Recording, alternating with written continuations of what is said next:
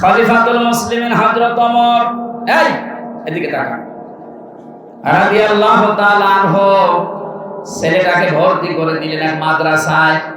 প্রধান বিচারপতি ওই সময় হযরত আলী রাদিয়াল্লাহু তাআলা আনহু, তিনি তার সন্তান হোসেনকে দিলেন মাদ্রাসায়। হযরত হোসেন কলম ফেলে দিচ্ছে টেবিল থেকে, ডাক দিয়ে বলেন, আব্দুল্লাহ তুলে দাও। একবার, দুইবার, তিনবার তুলে দেওয়ার পর ওনার কাছে রাগ হয়ে, হোসেন বারবার কলম ফেলো, আমারে তুলতে বলো, আমি কি তোমার খাদেম, তুমি কি চাকর রেখেছো আমারে? হযরত হোসেন রাগের মাথায় বলে ফেললেন, আব্দুল্লাহ তুমি শুধু চাকর না, শুধু খাদেম না, তুমি খাদেমের বাচ্চা খাদেম। ওই সময় উনি প্রেসিডেন্টের ছিলেন। বাড়িতে গিয়ে বলছে, আব্বা আমি আর মাদ্রাসায় যাব না। কেন? হোসেন আমাকে গালি দিয়েছে আমি নাকি খাদেমের বাচ্চা খাদেম, অথচ তুমি তো দেশের প্রেসিডেন্ট। তুমি যদি এর বিচার না করো মাদ্রাসায় আমি পড়বো না। ঠিক আছে, আজকে না সোমবার দিন বিচার হবে। উনি খুতবা দিচ্ছিলেন, বয়ান বন্ধ করে বললেন, হোসেন আসো। বলে, হ্যাঁ এদিকে আসো। তুমি আমার ছেলেকে গালি দিয়েছো। হ্যাঁ দিয়েছি। কেন দিলে? হযরত হোসেন ডাক দিয়ে বলে, খলিফাতুল মুসলিমিন, আমিরুল মুমিনিন, আপনার সম্মান আছে, আমি সম্মান দিয়ে বলছি, আপনি নিজের থেকেই বলেন তো আপনি কি আমার নানার খাদেম ছিলেন না? হযরত ওমর কথা বন্ধ হয়ে গেছে, তাই তো, এভাবে তো আমি ভাবিনি। তিনি বললেন, হোসেন যে কথাটা তুমি বললে এটাকে লিখে দিতে পারবা? কাগজ কলম নিয়ে আসেন। খেজুরের পাতা নিয়ে এসেছে, আমি লিখে দিলে ওমর আমার নানার খাদেম ছিল, আমি দেখেছি, এটি হোসেন ইবনে আলী, সই করে দিলাম। কাগজটা হাতে নিয়ে হযরত ওমর চমা খেলেন, ডাক দিয়ে বললেন, নবীর সাহাবীরা বিচার হয়ে গেছে। হযরত আব্দুল্লাহ তো ছোট মানুষ, বসে না, বলে, আবার কি করে বিচার করলে? এটা বিচার হইল, হোসেনকে কিছু বলবা না? হযরত ওমর বলে, সন্তান যে বিচার করেছে শুধু দুনিয়া না, আখিরাতেও কাজে লাগবে। আমি যখন মারা যাব এই কাগজটা আমার কাফনের ভেতরে দিয়ে দিও। বিচার যখন শুরু হবে, আমার আল্লাহ পাক যদি আমার জীবনের কিছুই পছন্দ না করে, এই কাগজটা তুলে দেখাবো রব্বুল আলামিন, তাকাও এদিকে, তোমার নাম নবীর নাতি লিখে দিয়েছে, আমি নবীর খাদেম ছিলাম। তুমি আমার বিচারটা সহজ করে আমার মাফ করে দাও। অথচ জান্নাতের গ্যারান্টি পেয়েছে জিন্দা অবস্থায়। আকাশের যে তারকা দেখতে পান, আমি জীবন কেউ যদি গণনা করে হয়তো একদিন শেষ করে ফেলবে গণনা করে। কিন্তু হযরত ওমর 26 বছর বয়সে মুসলমান হওয়ার পর যত নেকির কাজে আঞ্জাম দিয়েছে, কিয়ামত পর্যন্ত কেউ যদি ওমরের নেকি গণনা করে শেষ হবে না। কোন পর্যায়ের মানুষ ছিলেন উনি? হিসাব নিয়ে কত ভীত সন্তুষ্ট ছিলেন। কিয়ামতের বিচার ব্যবস্থায় প্রথমে আল্লাহ আপনাকে দাঁড় করাবে, কিন্তু স্রেফ একা কেউ থাকবে না আপনার পাশে। দ্বিতীয় স্টেপে আল্লাহ আপনাকে একা ডাকবে না। এইটা বোঝানোর জন্য আমি বলছিলাম, ভালো করে খেয়াল করেন। ইয়াওমা নাদউ কুল্লা উনাসিম বিইমানিহিম, সূরা বানী ইসরাঈলের ৭২ নম্বর আয়াতের প্রথম অংশে আছে। রব্বুল আলামিন বলেন, কিয়ামতের দিন প্রতিটি মানুষকে বিচারের দ্বিতীয় ধাপে এবার তার নেতার সাথে ডাক দেব। কার সাথে? আর জোরে বলেন। আগে নেতা, এরপরে কর্মী। ও বাংলার মানুষেরা, বারবার এমনি খেলা করার জন্য বলছে না, এই জন্য বলছি। আপনি এবার বিবেক দিয়ে বলেন, যাকে নেতা মানেন, যার আদর্শ মতো চলেন, স্লোগান দেন যার পেছনে, এই লোকটা যদি কিয়ামতে আপনার সামনে থাকে, ওর যে চরিত্র, ওর যে সুরত সিরাত আপনি তো নিজেই জানেন। ওকে সামনে দেখলে আল্লাহ মাফ করবে বলে মনে হয়? বলছেন না, তো এখন ধরা খাও। দেখলেন আপনারা নিজেরাই বলছেন যে না, যার পেছনে আছি এর দেখলে আল্লাহ মাফ করার কথা না, কারণ এর ভেতরে বাইরের কিছুটা কিছু আমি জানি।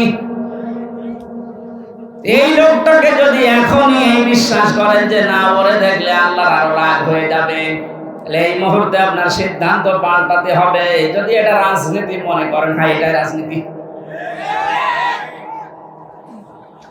আপনি এমন মানুষের পেছনে থাকবেন কিয়ামতের ময়দানে যাকে আল্লাহ দেখলে আল্লাহর রাগ না, আল্লাহর আনন্দ বেড়ে যাবে। এরকম মানুষ দেশে নেই।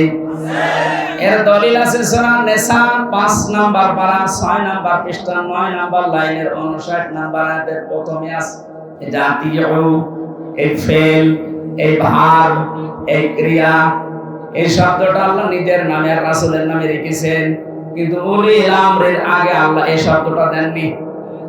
যতগুলো তাফসীর আমি দেখেছি মুফাসসিরিন ইকরাম সবাই একমত, আল্লাহ রাসূলকে মানতে হবে, কোনো প্রশ্ন করা যাবে না। আল্লাহ রাসূলের পরে যদি দুনিয়ায় কাউকে কেউ মেনে চলতে চায়, অবশ্যই দেখতে হবে লোকটা আল্লাহ রাসূলকে মেনে চলে কিনা। এটা যদি আজ আমরা ওয়াজ শোনার পরে মেনে নিতে পারতাম, আমার মনে হয় অনেকের এটা 100 ভাগ বিশ্বাস হয় না, 80 ভাগ বিশ্বাস হয়। এই আয়াতকে আমি বানালাম, বলেন বলেন, 1500 বছর আগে নাযিল করা আয়াত। সুতরাং আজকে সিদ্ধান্ত নিয়ে বাড়ি যাবে, যারা আল্লাহ রাসূলকে মানে না, ওই দল যদি আমার বাবাও কায়েম করে আমি ওই দল করি না। যারা আল্লাহ রাসূলকে মেনে রাজনীতি করছে, নেতাগিরি করছে, নেতৃত্ব দিচ্ছে, এই লোকটা যদি আমার দোলা ভাই নাও হয়, আমার চাচা নাও হয়, এক কথা বলে না কেন? নামাজ যেমন ফরজ মনে করে পড়ি, এর পেছনে আমি ফরজ মনে করে থাকবো, কারণ নির্দেশ কার? নাকি আল্লাহর নির্দেশ নেই? যেহেতু আল্লাহর ঘোষণা দেওয়া নেতা পৃথিবীতে মাত্র একজন, আমাদের খুব হিসাব করে দুনিয়ার জীবন চালাতে হবে। আল্লাহ রাসূলকে যে মানি না, ও যদি পীর সাহেব হয় আমি ওকে মানি না, ওর পেছনে আমি নেই। অনেকেই মনে করে আমি নামাজ পড়ি, আমি হজ করে আসলাম বারবার, আমার হজের এজেন্সি আছে, এরপর আমি জান্নাত পাবো না। আপনি তো হজের এজেন্সি নিয়ে মসজিদের সভাপতি, এই হাত উড়িয়া আপনি তাকান আবু সাহেলের দিকে, ও কাবা শরীফের সভাপতি ছিল। সূরা আরাফের 8 পারা 20 পৃষ্ঠা 3 নাম্বার লাইনে একটা আয়াত আমার বেশি বেশি করে মনে পড়ে, এটা ফাজাইনাহু ওয়া আহলাহু ইল্লা মারাতাহু কানাত মিনাল গাবিরিন। আমি যত তাফসীর বিশ্ববিদ্যালয়ে বসে বসে প্রায় 42টার উপরে আমি একটা একটা করে দাঁড় করিয়েছিলাম, দেখি কি প্রত্যেকটা কি সবগুলো মুফাসসিরে আয়াতের ব্যাপার এক কথায় লিখেছেন। হযরত লূত আলাইহিস সালামের জামাত দুইজন ফেরেশতা এসে লূত নবীকে বললেন, আপনার উম্মত যারা আছে তাদেরকে নিয়ে আপনি চলে যান, কিন্তু সাবধান আপনার স্ত্রীকে নেবেন না, এখানে আমরা আল্লাহর গজব নাযিল করব। প্রশ্ন আসতে পারে, লূত নবীর স্ত্রীর চরিত্র খারাপ ছিল? না না, পৃথিবীর কোন নবীর স্ত্রীর চরিত্র খারাপ না, কারণ কোন হারাম রক্তের ভেতরে আল্লাহ নবীদের রক্ত প্রবেশ করার নাই। আমরা আজ দেখতে পাই অনেকের হারাম রক্ত, এই কারণে আন্ডা বাচ্চা যা হয় ওগুলো হারাম হয়। হযরত নূহ আলাইহিস সালাম এই কারণে 950 বছর পরে তিনি দোয়া করেছিলেন, লা তাদার আলাল আরদি মিনাল কাফিরিনা দাজ্জার। হে আল্লাহ, জালেমদের, কাফেরদের একটা আন্ডা বাচ্চা পর্যন্ত জমিনে না থাকে, কারণ যেটা থাকবে ওর পেট থেকে যেটা আসবে ওটা হারামি হবে। এজন্য জালেম ছাড়া তারা যেহেতু বিদায় নিয়েছে, আনাসে কানাসে এখন যেগুলো আছে বিভিন্ন জায়গায় দায়িত্বে, আমরা এগুলোর একটাকেও দেখতে চাই না, কারণ এর পেট থেকে সামনে যাবে ওটা ডবল হারামি হবে। কয়েকদিন আগে বাংলা একাডেমির না কোন শিল্পকলা একাডেমির একজন দায়িত্ব পেয়েছে একটা নাস্তিক, সৈয়দ জামিল আহমেদ। এই লোকটা আল্লাহর কোরআন কারীমের পর্দা একটা ফরজ বিধান বলছে 2024 সালে পর্দা মেয়েদের দরকার নেই। ওয়াজ মাহফিল, তাফসীর মাহফিলের কাউন্টার হিসেবে গান বাজনার আয়োজন করো। জীবন দিয়ে যারা আবু সাইদের মতো, মুগ্ধ ভাইয়ের মতো, রায়হানের মতো রফিকের মতো, ইয়ামিনের মতো।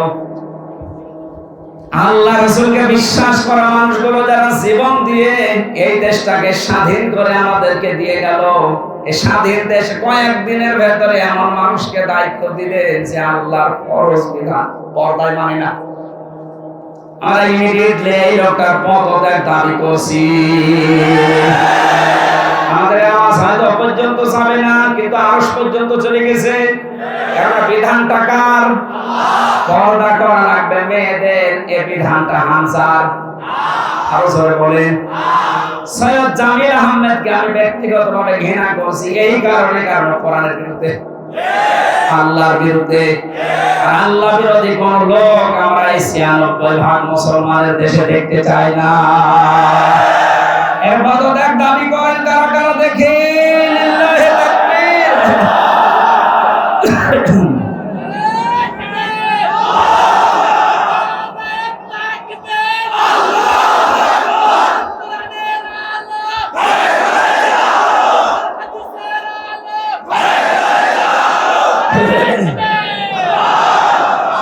এই শয়তানকে যদি এখন ছাড় দেওয়া হয়, এও কালামানিকের মতো হবে, এ মুরগি চোরের মতো হবে। ওই সময় যদি কালামানিককে বিসি বের করে দেওয়া যেত, ওর ১১৬ জনের তালিকা করতো না। সবচাইতে বেশি ইসলামের বিরুদ্ধে কথা বলেছিল এই লোকগুলো। সেই গল্পটা সেটা কোথায় গেল? সেই জাফর ইকবাল নাকি শাহ ইকবাল? এইটাকে এখন ধরা দরকার। আলেমদের ফাঁসি চেয়েছিল, কথা বলেন না কেন? নির্ভেজাল শয়তান এগুলো। যখন এদের ২০ দাঁত বের হবে, সঙ্গে সঙ্গে যদি ভেঙে দেওয়া হয়, ভবিষ্যতে কোন জালেম আর এভাবে শক্ত কথা বলতে পারবে না। এই সৈয়দ জামিল আহমেদকে ছেড়ে দেন, এই শয়তান কয়েকদিন পরে এই স্বৈরাচারের মতো কথা বলতে শুরু করবে, বলবো আমি সব। এত কষ্ট করে স্বাধীন করে যারা দিয়ে গেল, তাদের মতামতের গুরুত্ব নেই। প্রত্যেকটি সমন্বয়ক এখন এক কথায় উচ্চারণ করছে, আমরা আল্লাহ রাসূলকে বিশ্বাস করি, তার বিধান দিয়ে আমরা সবার পালন করে দিতে চাই। শয়তান সে আল্লাহর বিধানে হাত দিয়েছে, দায়িত্ব পেতে দেরি, একবারে এসে আল্লাহর বিধান পর্দায় হাত দিয়েছে। এই ২৪ সালে মেয়েদের আর পর্দা দরকার নেই। কি বড় কথা বলতো? আপনি ব্যক্তিগতভাবে আমার দুইটা থাপ্পড় দিন, আমি মেনে নিতাম। আপনি সাপোর্ট করছেন কার?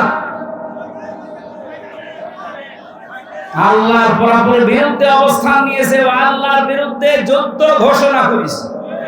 কথা বলেন। আজকে তিরমিজি শরীফে একটা হাদিস পড়ছিলাম, কেউ যদি জেনে বুঝে কোন জালেমকে সহযোগিতা করে, সাহায্য করে, সমর্থন জানায়, যদি ভালোবাসে, ও সঙ্গে সঙ্গে নবীর উম্মত থেকে বের হয়ে যায়। এরপর অনেকে এখনো পর্যন্ত জালেমদের সাফাই গান। আমরা আহ্বান জানাচ্ছি, আনাছে কানাছে যে জালেম গুলো আছে, ডক্টর ইউনূস কালকে কতগুলো তালিকা দিয়েছে দেখেননি? ১০০ জনের প্রায় ৮০ জনের পরিবর্তন প্রায় হয়ে গেছে। বাকি ২০ জন যারা আছে, এগুলো আমরা আর চাই না, কারণ এগুলো এই গণহত্যার সাথে সবগুলো দায়ী। ওর একা জীবনও সাহস হতো না। এই শয়তানগুলোকে নিয়ে যা করেছে, পৃথিবীর ইতিহাস পাল্টিয়ে ফেলেছে। বাইরে যাদের ঈমান নেই, যারা অন্য ধর্মের, তারা পর্যন্ত রিপোর্ট পেশ করছে যে ১২০০ কতজন গণহত্যার শিকার। এখনো পর্যন্ত অনেকে জালেমের সাফাইকে সাহস দিতে চাচ্ছে যে আপা আপনি ঘাবড়াবেন না, আপনি ঘাবড়ালে আমরা নরম হয়ে যায়। শয়তান ওরে পিটিয়ে নরম বানানো দরকার। ইয়ামের ভাইকে পুলিশের গাড়ি থেকে, ওখান থেকে, এখনো জীবিত ছিল, নড়াচড়া করছিল, ওখান থেকে ফেলে দিয়ে পা লেগেছিল গাড়ির চাকার সাথে, মনে হচ্ছে কুকুরের বাচ্চা টেনে নিয়ে যাচ্ছে। এরপরও আপনার মানুষ কিচ্ছু হয়নি মনে করেন। আয়না ঘরের ভেতর থেকে যারা বের হয়ে তাদের করুণ কাহিনী শোনালো, আপনি কি মনে করছেন মিথ্যা কথা? আমি নিজে তো ছিলাম, আমি দেখেছি। মাটির নিচে যে ঘর, ওখানে থাকা যায়, আজান হয় তখন আজানও শুনতে দিত না। আমি তো ৪ ওয়াক্ত নামাজ আন্দাজে পড়েছি, কিছু জানি না যে কখন আজান হয়, কখন দিন হয়। ১১ ঘন্টা আমার টাঙ্গিয়ে রেখেছিল, কিচ্ছু জানি না, আন্দাজে। চোখ কালো কাপড় দিয়ে বেঁধে, পেছনে হাত বেঁধে, পায়ে ডান্ডা বেড়ি লাগিয়ে, মাথায় দড়ি দিয়ে 1-2 ঘন্টা বলে 11 ঘন্টা, দুপুরবেলা নিয়ে গেছে 2টা, রাত 11:30 নিয়ে এসেছে। 1টা-2টা দিন হলে তো এরকম হয়, রিমান্ডে যতদিন রেখেছে এরকম কষ্ট হয়েছে। আমার আসার সময় বলেছে, বাইরে যে যদি কিছু বলেন এখানে যা দেখে গেলেন আপনারা কিন্তু ফেলে দেন, এই জন্য তো কিছু বলতে পারতাম না। এখন যে ফেলে দেবে সেই পড়ে গেছে। বিশেষ করে আমার এই কাউন্টার টেরোরিজমের আসাদুজ্জামান, এই গোপালী, এই লোকটা আমার ধরার পরে আমার বাবার কাছ থেকে বলেছে 50টা মামলা দেবো আপনার ছেলেকে। আমার বাবা বলেছে মামলা তোর একটাও নেই, বলছে মামলা আমরা বানাবো, কালকের ভেতরে আপনি 10 লাখ টাকা দেবেন। আমার বাবা গ্রাম্য মানুষ, জমি জায়গা যেখানে যা ছিল ধার খরচ করে সঙ্গে সঙ্গে 8 লাখ টাকা দিয়েছে। মনে করেছে যে রিমান্ডে মারবে না, তো শয়তানরা কি মানুষ নাকি? টাকাও নিয়েছে, মাছ ধরেও করেছে, মামলা করেছে। কত বড় বেঈমান বলেন তো।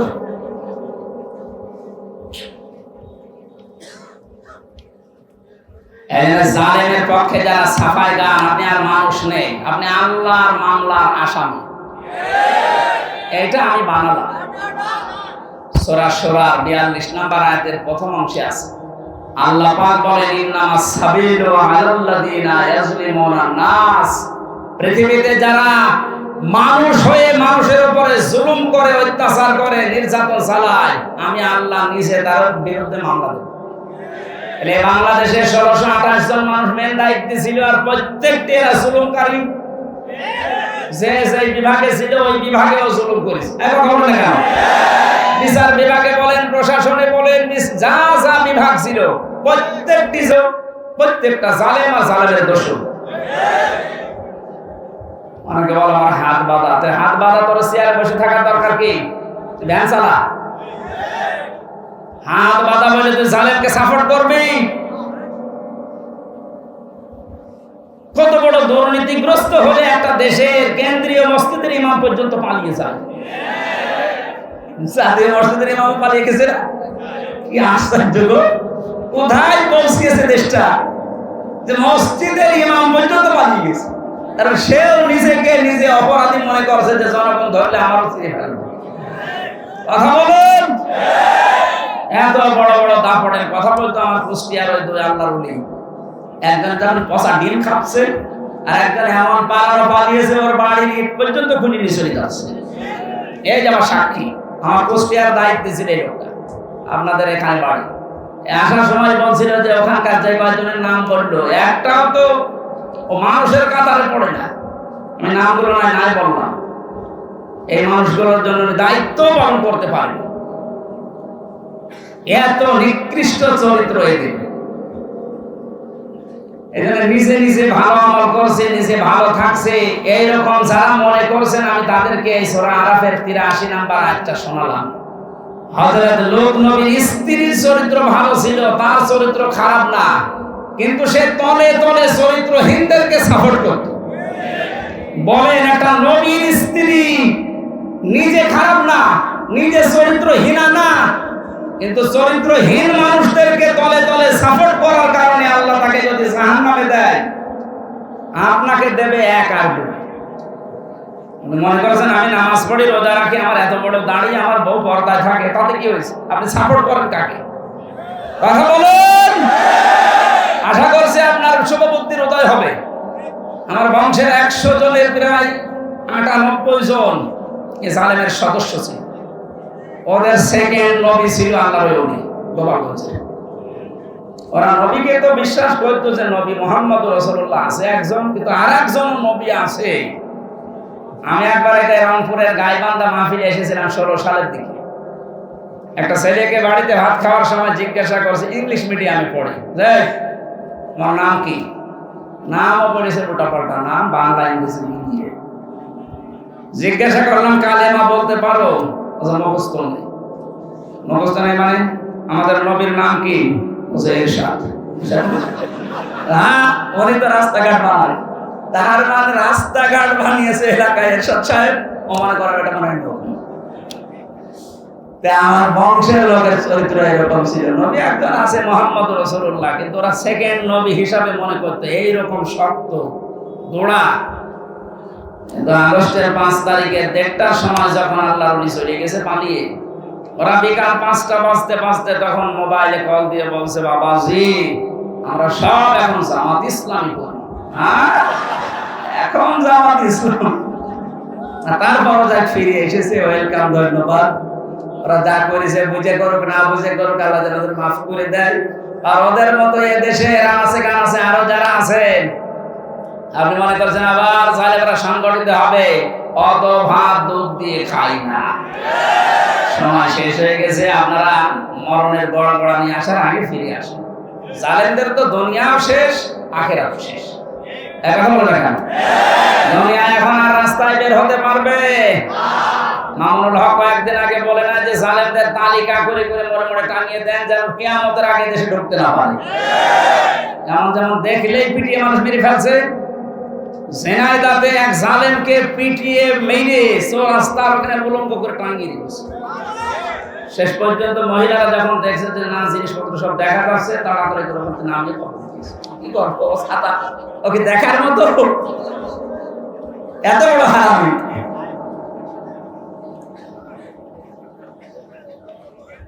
দুনিয়া শেষ আপনাদের, জালেমদের কোন দুনিয়ার জীবন নেই আর।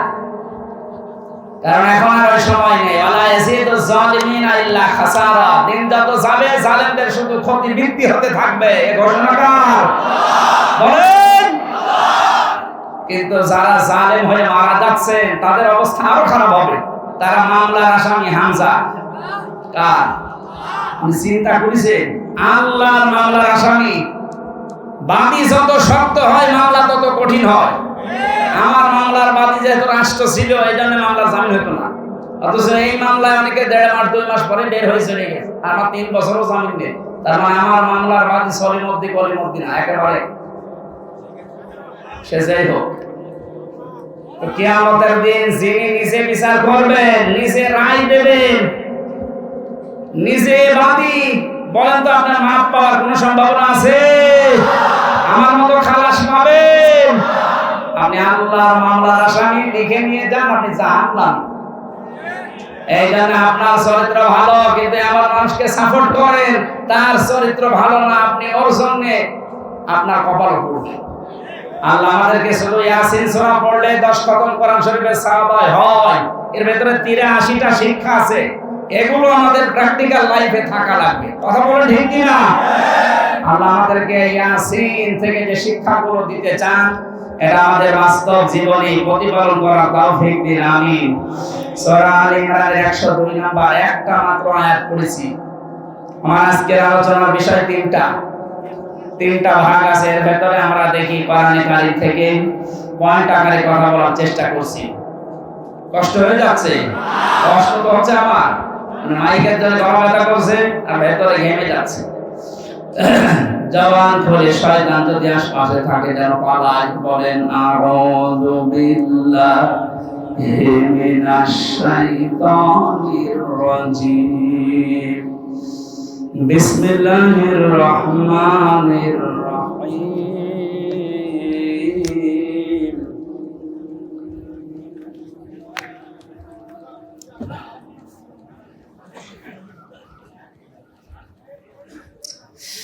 ইয়া আইয়ুহাল্লাযীনা আমানুত্তাকুল্লাহা হাক্কা তুকাতিহি ওয়া লা তামুতুন্না ইল্লা ওয়া আনতুম মুসলিমুন। সূরা আল ইমরানের নামকরণ, ঐতিহাসিক প্রেক্ষাপট এবং কিছু শিক্ষা এখানে আছে। আপনারা তাফসীরে ইবনে কাসির দেখলে এগুলো পাবেন। আমরা মূলটায় যাচ্ছি। আল্লাহ প্রথমে এখানে ডাক দিয়েছেন শুধুমাত্র ঈমানদারকে। কাদেরকে? আমরা কি ঈমানদার না বেঈমান? এখন আপনার ঈমান আছে কিনা এটা পরিমাপ করবেন কি দিয়ে? দাড়ি পাল্লায় তুলে দেন নাকি? আল্লাহর নবী থার্মোমিটার দিয়েছেন। এদিকে তাকান, খুব গুরুত্বপূর্ণ বিষয় ভাই। নবীজি বলেন ইদা সাররাতকা হাসানাতুকা ওয়া সাআতকা সাইয়্যাতুকা ফা আনতা মুমিন। তোমার যে ঈমান আছে তুমি কিভাবে টের পাবে জানো? যদি তোমার ভালো কাজগুলো তোমাকে আনন্দ দেয়, আর অন্যায় কাজ দেখলেই তোমার কষ্ট লাগে, বুঝবা তোমার ঈমান আছে। দিনাজপুরবাসী, এদেশের দিকে তাকিয়ে বলেন তো, ভালো কাজ সবার কাছে ভালো লাগে? অন্যায় কাজ সবার কাছে কষ্ট লাগে? সুতরাং ভালো কাজ যার কাছে ভালো লাগে, অন্যায় কাজ দেখলে যার কাছে কষ্ট লাগে, সে যেন মনে করে আমার ঈমান আছে। আর যার কাছে ভালো কাজও ভালো লাগে, অন্যায় কাজও ভালো লাগে, সে যেন বোঝে সে মুনাফিক। আল্লাহ এখানে মুনাফিককে ডেকে দিয়েছেন না ঈমানদারকে? আমরা অন্তত দেখতে পেলাম যে আমার অবস্থান কোন জায়গায়। আমি যদি ঈমানদার হয়ে থাকি, আল্লাহ এবার আমাকে আদেশ দিচ্ছেন, ইত্তাকুল্লাহ, আমাকে ভয় করো। আমাকে কি করো? এই যে শব্দটা নিয়ে আবহমান কাল থেকে বহু ব্যাখ্যা আমরা শুনেছি, পেয়েছি, কিন্তু আমার এখন আধুনিক একটা ব্যাখ্যা পেয়েছি। খুব কষ্ট হচ্ছে, এবার তো আমি প্রবেশ করছি জায়গায়। আল্লাহকে ভয় করে শব্দটা পড়া কোরআনে যতবার আমি পেয়েছি, আধুনিক ভাগে ব্যাখ্যা করার চেষ্টা, যখন তাফসীর খুলে খুলে দেখলাম যে না, এ তো মিলছে না। এটা কিছুদিন আগে একটা তাফসীর বের হয়েছে, এই জায়গায় তাকওয়া শব্দের ব্যাখ্যা লিখতে গিয়ে মুফাসসির লিখেছেন, তাকওয়া মানে যে যে বিষয়ে কাজ করবে ওই বিষয়ের শিক্ষা, দীক্ষা, প্রশিক্ষণ, এরপরে এই কাজটা সুচারুরূপে যদি আঞ্জাম দিতে পারে, এর আরবিতে নাম তাকওয়া। ইনি একটা ইঞ্জিনিয়ার, উনি যে সমস্ত কাজগুলো করে বিএডিসিতে, ওই কাজগুলো সম্পর্কে ওনার আগে শিক্ষা লাগবে, প্রশিক্ষণ লাগবে, এবং বিনা বাধায় ওই কাজটা সুচারুরূপে যখন আঞ্জাম দিতে পারবে, ওইটার নাম আরবিতে তাকওয়া। আল্লাহ এইটা অর্জন করার জন্য আমাদেরকে বলেছিলেন। পৃথিবীর বিভিন্ন দেশে আমি ঘুরে দেখেছি, তাকওয়াটা তারা এখান থেকে নিয়েছে। ওদের ছেলেমেয়েরা যে যে বিষয়ে একটু পারদর্শী, ওকে ওই বিষয়ের শিক্ষা আরো বেশি করে দেয়, প্রশিক্ষণ দেয়, ওই কাজটা ওরে সুচারুরূপে আঞ্জাম দেওয়ার জন্য ব্যবস্থা করে দেয়। এই জন্য ওদের দেশটা দাঁড়িয়ে যায়। আর আমাদের তাকওয়া কি? যে বিষয়ে যাকে দেওয়া হয়েছে ওই বিষয়ের শিক্ষা ওর নেই, প্রশিক্ষণ নেই, হাত বাঁধার কারণে কাজও করতে পারে না, এ দেশটা উপরে যাওয়ার তুলনায় নিচে নেমে যায়। কথা বুঝতেছেন? সুতরাং তাকওয়া অর্জন করার জন্য শিক্ষা দরকার, প্রশিক্ষণ দরকার, এবং বিনা বাধায় সুচারুরূপে কাজটা আঞ্জাম দেওয়ার পরিবেশ দরকার। আমি যতটুকু বুঝলাম, দেখলাম, আপনারা অন্য মাইন্ডে নেবেন না, একেবারে নিরপেক্ষ দৃষ্টিতে কোরআন আমি হাতে নিয়ে বলছি। বাংলাদেশ জামাত ইসলামী আর ইসলামী ছাত্র শিবিরকে এই কাজটা করার জন্য চেষ্টা চালাচ্ছে।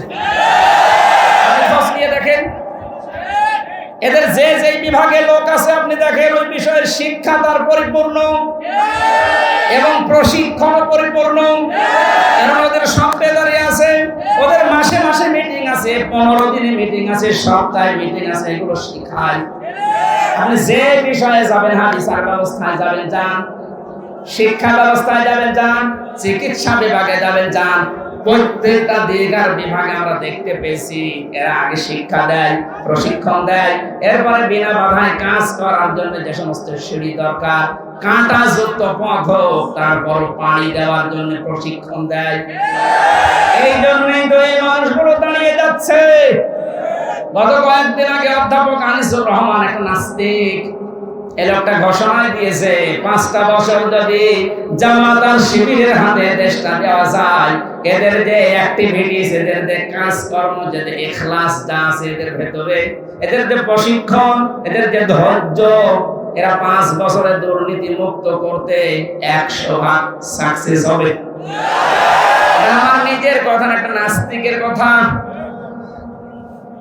আমি যখন বিশ্ববিদ্যালয়ে ছিলাম, একটা নাস্তিক এই লোকটা আল্লাহ বিশ্বাস করে না। আমি যে নামাজ পড়াতাম জমার দিন, আমার কাছে এসে বছর আমার মেয়ের পড়াই মাস্টার্সে প্রাইভেট পড়াবো, একটা শিবিরের ছেলে দেন তো।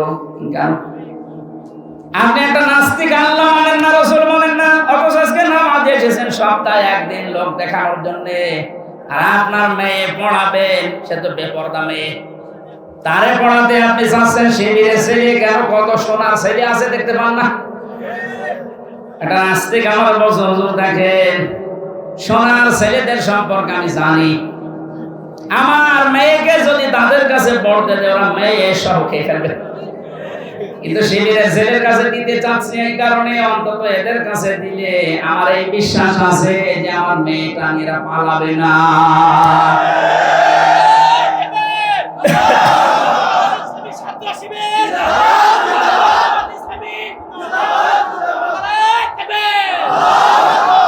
আমার মুসলমান ভাইরা, আমি দালালি করার জন্য না, আল্লাহর কসম আমি যা দেখতে পেয়েছি আমার এই 30-33 বছর বয়স আমি সেইটা বলছি।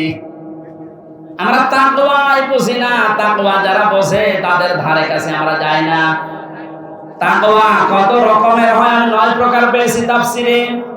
কোন মানুষ যদি তাকওয়া অবলম্বন করে আল্লাহ 27টা উপকার করে দুনিয়া আর আখিরাত মিলে। সুবহানাল্লাহ বলুন।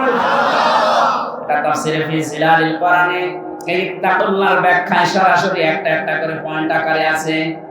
যদি পারেন যারা জ্ঞান অন্বেষণ করার জন্য একটু চেষ্টা চালান তারা দেখে নেবেন সূরা আল ইমরানের 102 নম্বর আয়াতের তাকওয়া শব্দের ব্যাখ্যাটা। হাক্কা তুকাতিহি, যেভাবে আমাকে ভয় করা দরকার ওইভাবে তোমাদের ভয় করা লাগবে। বাস্তবে আমরা দেখেছি বহু মানুষ আল্লাহকে ভয় করার মতো ভয় করার কারণে দুনিয়া আখিরাত সব পরিপূর্ণ পেয়ে গেছে। এই যে আব্দুল কাদের জেলানির নাম শুনি, তার বাবার জীবনে দেখেছি ফল ভেসে আসছিল পানি দিয়ে, যদিও ভেসে যাওয়া জিনিস খাওয়া যায় গেছে কারণ তার কোনো মালিক নেই। ক্ষুধার্ত অবস্থায় ফলটা খাওয়ার পরে তার মনে হয়েছে আমি কার জিনিস খেলাম, আমি তো না বলে খেয়েছি। এত বড় ক্ষুধার্ত মানুষ প্রায় সারাদিন সারা রাত হেঁটে হেঁটে বাগানের মালিকের কাছে মাপ চাইতে গেছে। এর নাম হাক্কা তুকাতিহি। আমরা যদি ভয়কে ভয় করার মতো আল্লাহকে করতে পারি, মহান আল্লাহ আব্দুল কাদের জিলানীর বাবার মতো দুনিয়া আখিরাত আমাদের দিয়ে দেবে।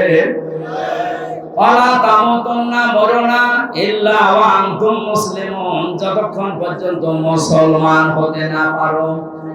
এটা আজকে যারা মুসলমান হয়েছে আল্লাহ এই কথাই কোরআনে জানিয়েছে, তোমরা মরবা না, ইহুদি হয়ে মরবা না, খ্রিস্টান হয়ে মরবা না, হিন্দু হয়ে মরবা না, বৌদ্ধ হয়ে মরবা না, মরতে হলে মুসলমান হয়ে মরো। মুসলিম শব্দটা এসেছে ইসলাম থেকে, সেলমন বা সালমন থেকে। এর শাব্দিক অর্থ শান্তি, আর রাহাতুন মানে সুখ। আল্লাহ পাক বলেন কেউ যদি দুনিয়াতে ইসলাম মানতে চায়, আমি ইসলাম পাঠিয়েছি দুনিয়ায় 2 প্রকারের। ইসলাম কয় প্রকার? হ্যাঁ, ইসলাম কয় প্রকার? না না না, বোঝার পরে বলবেন। ইসলাম কয় প্রকার? একটা আছে প্রাকৃতিক ইসলাম আর একটা শারঈ ইসলাম। প্রাকৃতিক যে ইসলামটা এটা আমার আল্লাহ যেদিন বানিয়েছে ওই দিন থেকে কিয়ামত পর্যন্ত একই ভাবে চলবে। এই যে সূর্য যেখানে ওঠে যেখানে ডোবে এটা আল্লাহ বানিয়েছেন। এটা আম গাছে কোনোদিন আম ছাড়া পেঁপে ধরে না, এটা কিয়ামত পর্যন্ত এইভাবে থাকবে। প্রাকৃতিক ইসলাম তৈরি করে দেওয়ার দায়িত্ব কার? কিন্তু শরঈ ইসলাম যেটা এই যে কাগজে আছে, কোরআনে আছে, হাদিসের পাতায় আছে, এই কাগজের ইসলামকে জমিনে যতদিন পর্যন্ত আপনি কায়েম করতে না পারবেন, চেষ্টাও যদি না করেন, মান মাতা, যে ব্যক্তি মরে গেল, অলাম ইয়াগজু, সে চেষ্টা করে নাই, যুদ্ধ করে নাই, গাজওয়ায় শামিল হয় নাই, অলাম ইউহাদ্দিস বিহি নাফসাহু, তার মনের ভেতরে কামনা বাসনা আসে না যে ইসলাম কায়েম হোক, মাতা আলা শুবাতিন মিনান নিফাক, আল্লাহর নবী বলেন সে যেন মারা যাওয়ার সময় মুনাফিক হয়ে মরে যায়। বলেন নাউজুবিল্লাহ। প্রাকৃতিক ইসলাম যেহেতু আল্লাহ নিজে কায়েম করে দিয়েছেন, কাগজ ইসলাম তো আল্লাহ কায়েম করে দেয়নি, দিচ্ছে না, দেবেও না। এটা কায়েম করার দায়িত্ব ফেরেশতাদের। কাদের? আপনি এইটা না করে মরে গেলে মুসলমান হয়ে মরতে পারবেন না, মুনাফিক হয়ে মরবেন। এরপরে এখন রাজনীতি মনে হয় এই যে যতদিন পর্যন্ত কাগজের এই ইসলাম জমিনে কায়েম না হবে ততদিন আমাদের বিশ্রাম নেই। আরো জোরে, যেভাবে হোক এটা আমাদের কায়েম করাই লাগবে। কায়েম যদি হয়ে যায়, ফাহাল্লা হালালাহু ওয়া হারামা হারামাহু, এর হালালকে হালাল মানতে পারবো, হারামকে হারাম জেনে ছেড়ে দিতে পারবো। আদখালাহুল্লাহুল জান্নাহ, আল্লাহর নবী বলেন তুমি যেন মনে করো আল্লাহ তোমার জান্নাতে দিয়ে দিয়েছে। সুতরাং কোরআন কায়েম হলে এটা মিনি জান্নাত হয়ে যাবে। ওই পরিবেশটা আল্লাহ আমাদের চরম চোখে দেখার তৌফিক দেন, বলেন আমিন। এদেশের মুসলমান যারা আমরা সব ছিলাম পরাধীন। যে কথাটা বললাম এটা কি মুখ দিয়ে বলার মতো কথা? আমার ওই রিমান্ডে মাঠের নিচে নিয়ে কথা জানিয়েছিল, যা বলছি যদি না বলিস তোর বউ তুলে নিয়ে আনবো, এরকম কথা আমারও বলেছে। আমরা আরো নিকৃষ্ট কথা বলেছে, ওগুলো তো বলার মতো না। এই জন্য বলছি যে অবস্থায় ছিলাম, বিশাল একটা পাথর আল্লাহ বুকের উপর থেকে সরিয়ে দিয়েছে। উনি বলছিলেন না, ওয়ালা সাফা ইয়াতিকা রাব্বুকা ফাতারদা, হে নবী আপনি বহু কষ্ট পেয়েছেন, অতি শীঘ্রই আপনাকে এমন কিছু দেব যাতে আপনি খুশি না হয়ে পারবেন না। আমার মনে হয় এই আয়াতটা এই বাংলাদেশের জন্য 100 ভাগ থাকবে। সত্যি আল্লাহ এমন কিছু দিয়েছে, এদেশের ইমানদার যারা, মুসলমান যারা, মানবতার পক্ষের লোক যারা, এরা এত খুশি। কিছু মানুষ আছে তারা নারাজ হয়েছে, তারা জালেম, তারা কি একটা ঘটনা পড়ছিলাম আজকে, কয়েকদিন আগে এটা আমি শিক্ষার জন্য বলেছি, আজকে একটু নতুন ভাবে পড়লাম। এক হোস্টেলে 100 জন ছাত্র খাবার খায়, সকালবেলা প্রতিদিন তাদের খিচুড়ি দেওয়া হয়। 20 জন বলছে ঠিক আছে, যে খাবার চলছে এটাই চলবে। 80 জন বলছে না, এই খাবার আমরা চাই না। কি চাও? কিছু ছাত্র তারা বলছে আমরা কলা পাউরুটি চাই, কেউ বলছে আমরা রোল চাই, কেউ বলছে আমরা সিডা চাই। এইভাবে তো হবে না। হোস্টেল ম্যানেজার ডাক দিয়ে বলে একটা ভোট দেওয়া হবে, যার পক্ষে ভোট বেশি পড়বে সেই টাকা থেকে পাস হয়ে যাবে। ভোট দেওয়ার পরে যে আগের যে 20 জন খিচুড়ি খায় ওরা তো পাল্টাবে না, কারণ মাজা তো পেয়ে গেছে। এই 20 জন ভোট এক জায়গায় দিয়েছে। বাকি যারা রোল চায় তারা 18 জন, যারা কলা পাউরুটি চায় তারা 19 জন, যারা চিড়া মুড়ি চায় তারা এরকম 17 জন। এভাবে ভাগ ভাগ করতে করতে দেখা গেল 20 যা ছিল ওইটাই পাস হয়ে গেছে। এদিকে লোকজন কতজন বলেন না কেন? আর ওরা কয়জন? এখন কিন্তু বর্তমান ওটা চলছে। আগস্টের 5 তারিখের পর থেকে আজকের এই 12 তারিখ, 1 মাস 7 দিনে এখনো পর্যন্ত অনেকের সভাপতির উদয় হচ্ছে না। এরা এখনো পর্যন্ত ওই সেই ছোটখাটো বিষয় নিয়ে এখনো গন্ডগোল মারামারিতে লিপ্ত আছে। এভাবে করতে থাকেন 80 জন আমরা, তারপরও কিন্তু পাস করা যাবে না। ওই 20 জনেই তাদের আগের ওইটাই পাস করে ফেলবে। আমি কি বোঝাতে চাই বুঝেছেন নাকি আন্দাজে? যাতে মাথা ধরে তাহলে ঠিক আছে। এই জন্য আমাদের এই দেশে এখন যে দুর্বিসন্ধি চলছে, বিশেষ করে দাদা বাবুরা কিন্তু চেষ্টা চালাচ্ছে আমরা যেন 80 জন এক জায়গায় হতে না পারি। যেখানে আমি 3টা বছর মাওলানা মামুনুল হক আমার পাশে ছিল, মাঝে মাঝে আমাকে বলতো হামজা বাইরে থাকতে কি ভাবতাম, আমার ভেতরে এসে কি শুরু হইল, আমরা কি মনে করতাম, আমার বাস্তবতা আসলে কোথায়।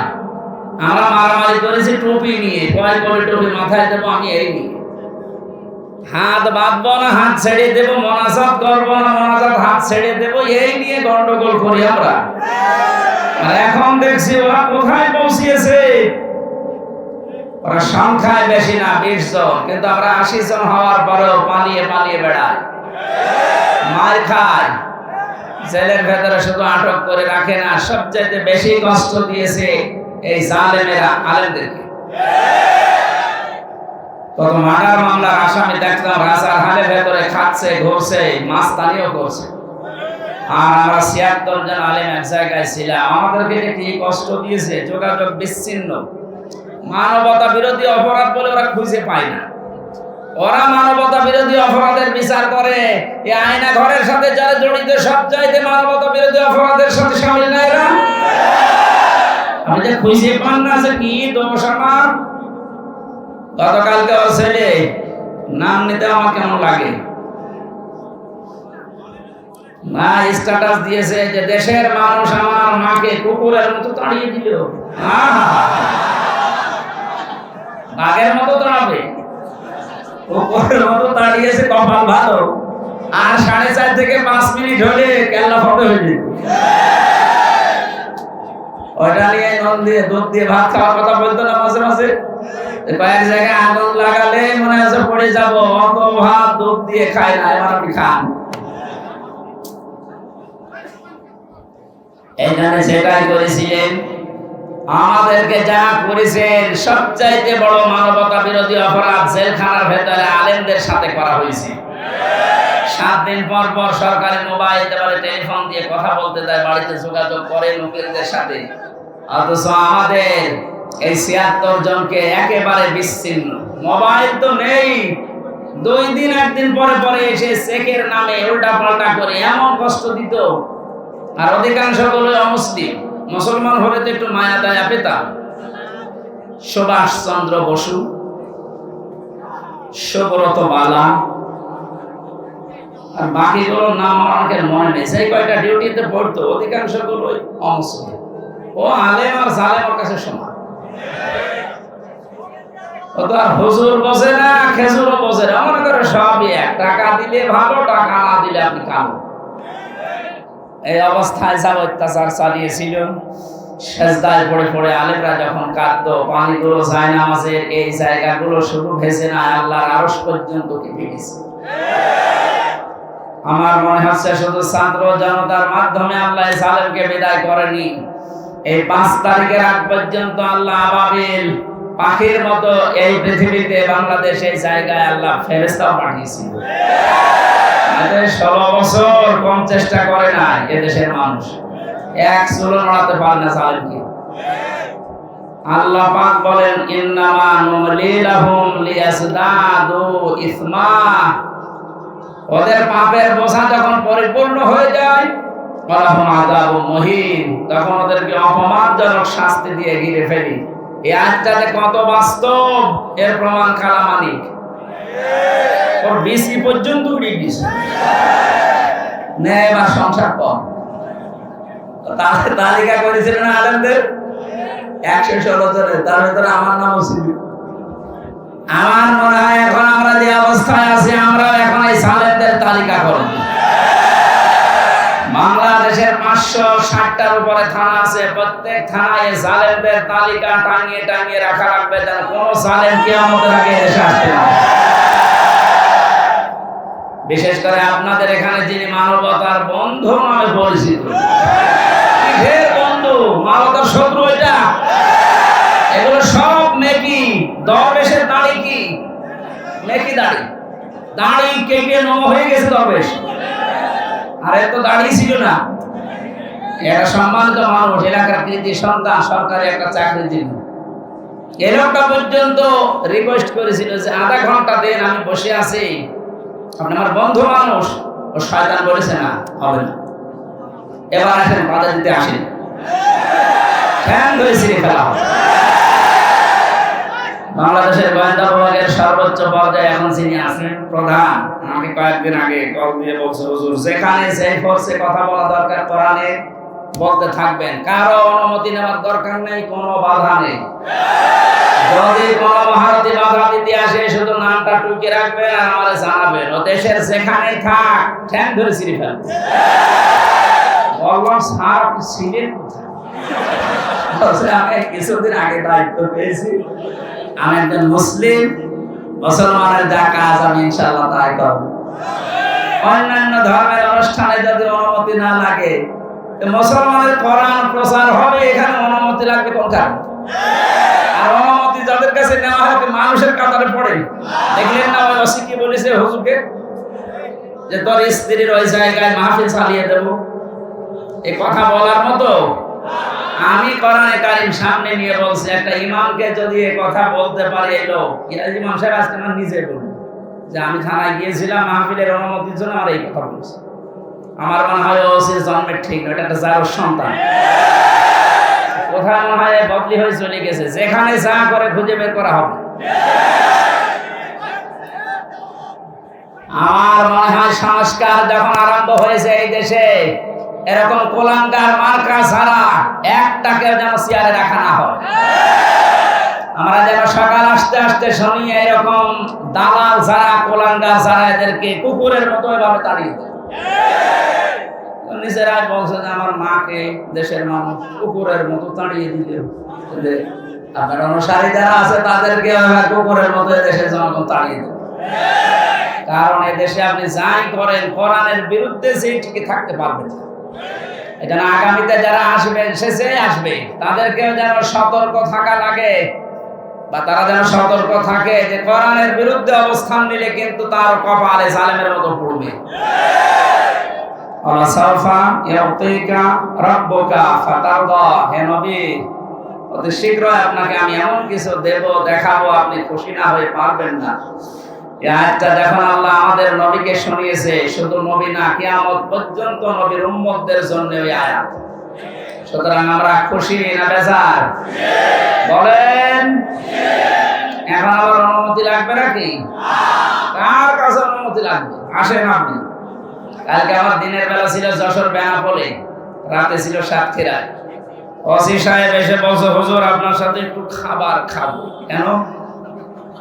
গত বছর আপনাকে আমি আসতে দেয়নি, এই জন্য মাফ চাবো। কিসের মাফ? আপনি আবার রাগ করেন না, আমার হাত বাঁধা ছিল।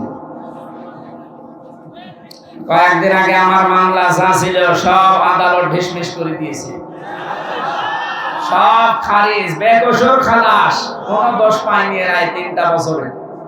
আমি মনে হয় যে বলতে গেলাম যে আদালত 3টা বছর তো মামলা আপনার কাছে আসতো, তখন তো বললেন না যে না কোনো কিছু পাচ্ছি না, মামলার বিচার করব কি দিয়ে। এখন বলছে যে কোনো মাল নেই, কি দিয়ে বিচার করব। এতদিন বললেন না, মানে লাজবাব, কিছু বলতে পারতো না। এই কথা বলতো যে হুজুর আমার হাত বাঁধা ছিল। কি বলতো? আমরা চাই ওনার যেমন এখন হাত খোলা। এদেশে 1628টা চেয়ার আছে, মেন জায়গা যারা চালায়, এর 1627টা চেয়ার সব ছিল হাত বাঁধা, একটা চেয়ার শুধু হাত খোলা ছিল। কথা বলছেন? কালকে ওসি সাহেব ওইটাই আমরা জানিয়েছে যে আমরা যাই করি আমাদের হাত বাঁধা ছিল, কিচ্ছু করার নেই, খালি একটা হাত খোলা ছিল। আপনি কি মনে করছেন কাওয়া কাকু এরকম ফটফট করে ওর হাত খোলা? না, ওর হাত বাঁধা। ওরা যা বলতে বলে কাওয়া তাই বলে।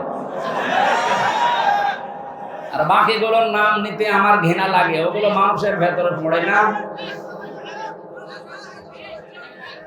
সুতরাং আমরা বৈষম্য বিরোধী ছাত্র আন্দোলনের মাধ্যমে যে স্বাধীনতা পেয়েছি, 9 দফা দাবি। কয় দফা?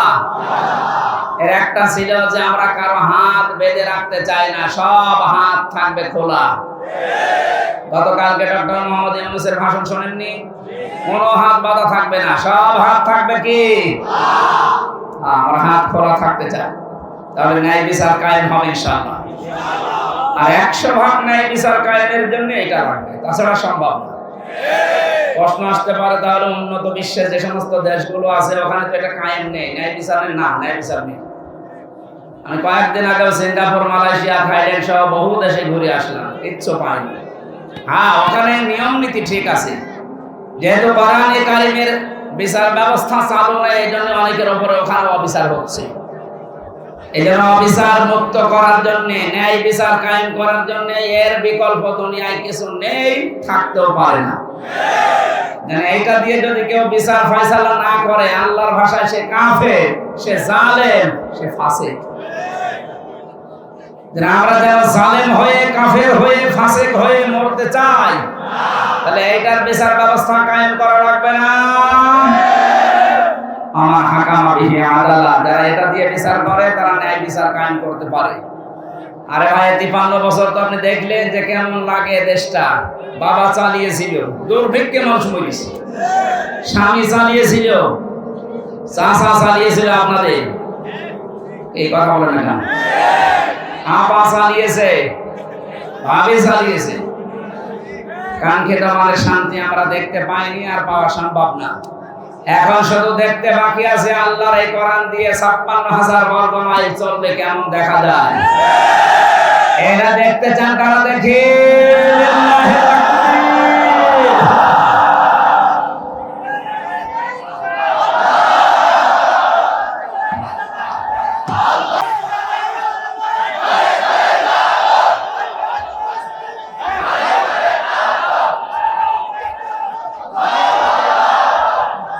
আলহামদুলিল্লাহ।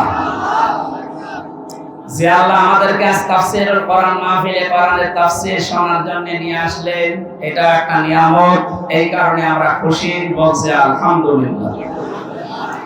দরুদ পড়ছি, সালাম পাঠাচ্ছি আমাদের নবী মুহাম্মদ রাসূলুল্লাহ সাল্লাল্লাহু আলাইহি ওয়াসাল্লামের প্রতি। আমি গতানুগতিক কথা বলি না, যা বলি ওখান থেকে একটা বাস্তব শিক্ষা নিয়ে আসি। কি গো,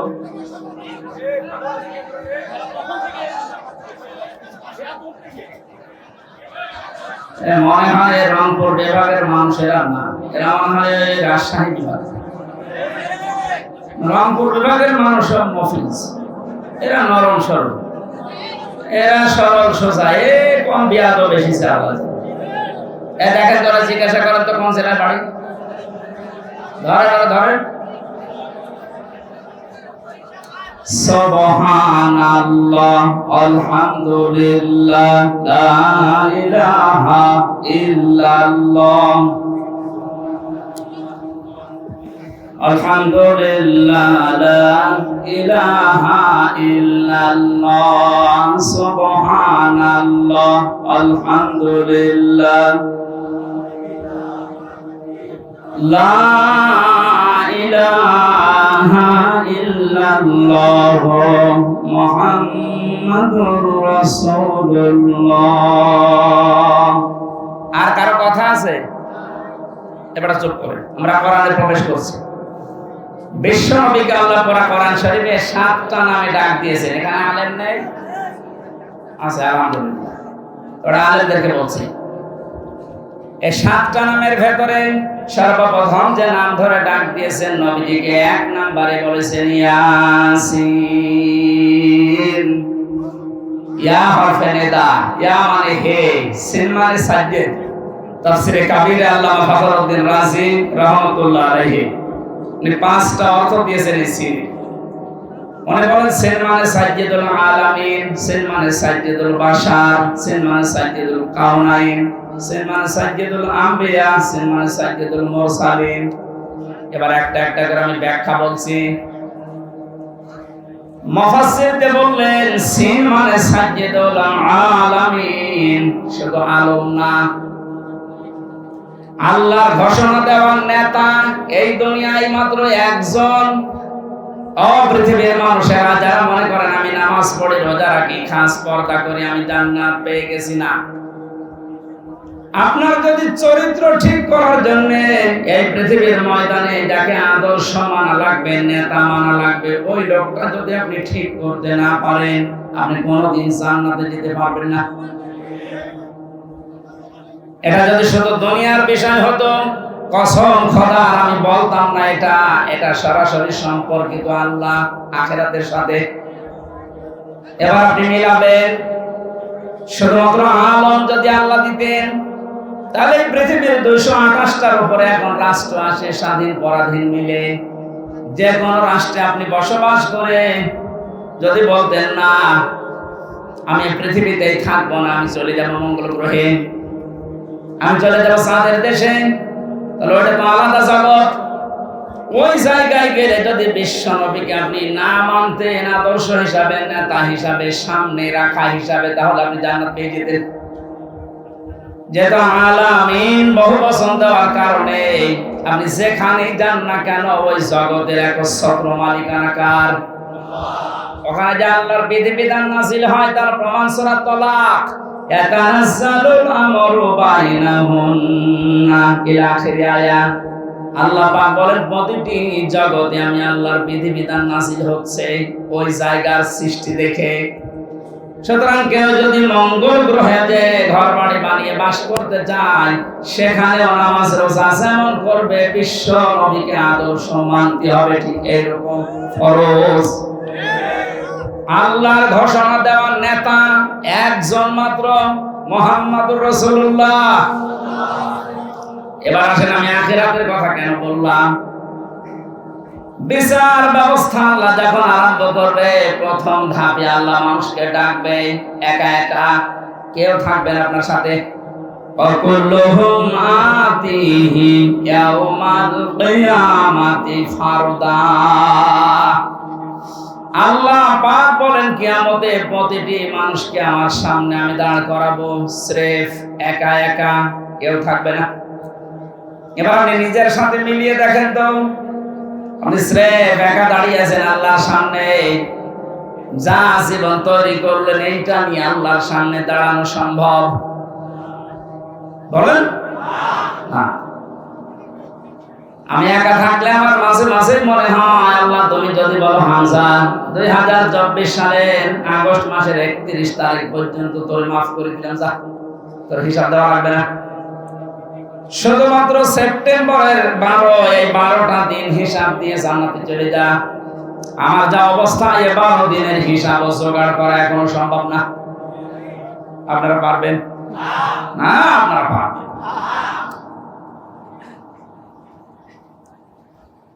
হিসাব এই শব্দটা শুধু আমরা নাম শুনি, এটাতে কতটা ভয়ঙ্কর বিষয়। যারা বিশ্বাস স্থাপন করেছিল যে হিসাব দেওয়া লাগবে, তাদের চরিত্র পরিবর্তন হতে সময় লাগে নাই।